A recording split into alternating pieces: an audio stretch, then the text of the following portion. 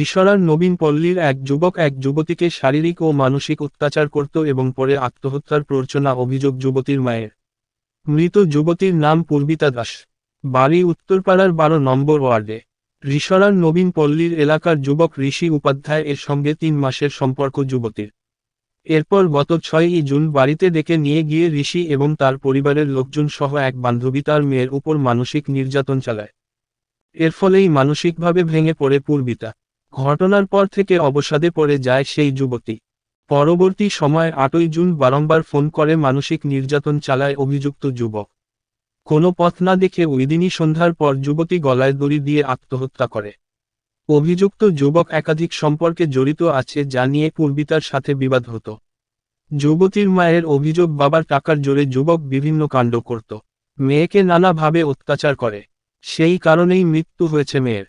যুবকের কঠোর শাস্তির দাবিতে উত্তরপাড়া থানায় অভিযোগ দায়ের করে যুবতীর মা।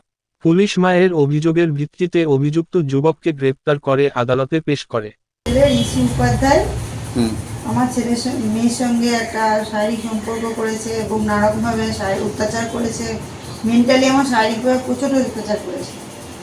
আর মাঝে মাঝে প্রায় বাড়িতে ডেকে নিয়ে যেত, আর নিয়ে গিয়ে ও এবং ওর বান্ধবী এবং ওর বন্ধুবান্ধবরা, তার তৃষা বলে একটা মেয়ে আছে, সেও শুনেছি, সেও নাকি ওকে অনেক বাজে বাজে কথা বলতো।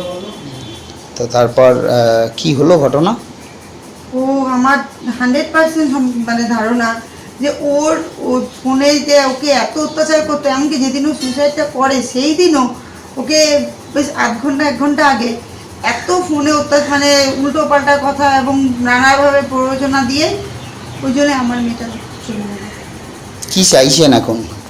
আমি ওর উচিত শিক্ষা চাই। আইনত শাস্তি চাইছেন? হ্যাঁ অবশ্যই, ওর জন্য মানে শাস্তি, মানে কঠোর শাস্তির ব্যবস্থা জানা হয়।